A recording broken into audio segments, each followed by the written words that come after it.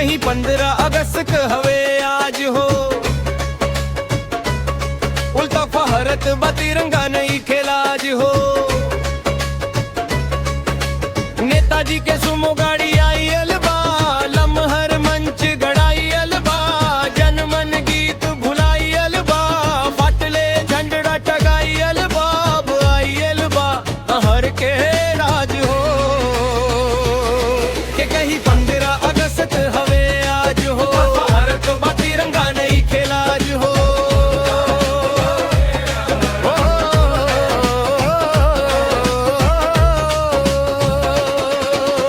चोरी होता पुलिस के मिलाई के, रेप होता थाना में ले जाई के, कांड होता पोस्टर छपाई के, यही बत्तियावा इलाज हो। के कहीं 15 अगस्त हवे आज, भारत बा तिरंगा नहीं खेलाज हो।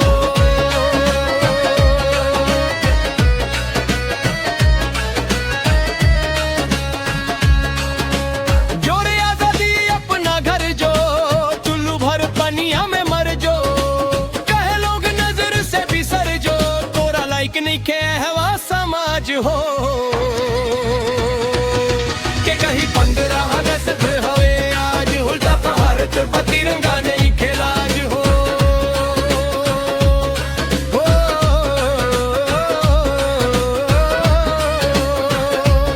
ये एक भोजपुरी रैप सॉन्ग से आई से गवाना है प्रोंट लिखे। आपके भोजपुरी रैप सॉन्ग को के आई से गवाने के लिए एक साफ और अच्छा ये म्यूजिक प्रॉम्प्ट नीचे दे रहा हूँ।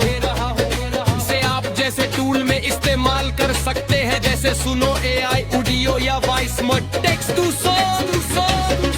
पूरे भोजपुरी रैप सॉन्ग प्राइस से गवाना है प्रोंट लिखे।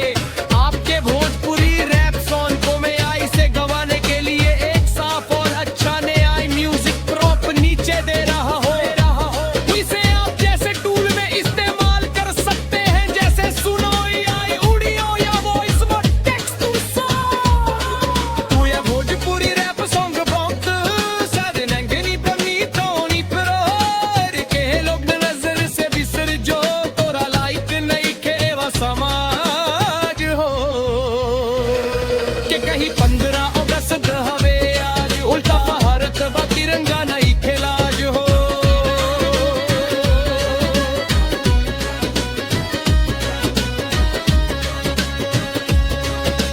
के कहीं 15 अगस्त वे आज हो, उल्टा भारत बा तिरंगा नहीं खेलाज हो।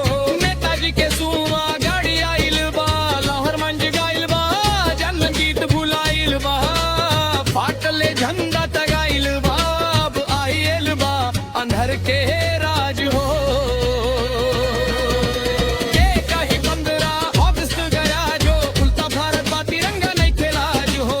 चोरी होता पुलिस के मिलाई के, रेप होता थाना में ले जाई के, कांड होता पोस्टर छपाई के, यही बत्तियावा एहनाज हो। के कहीं 15 अगस्त हवे आज, उल्टा भारत बा तिरंगा नहीं खेलाज हो।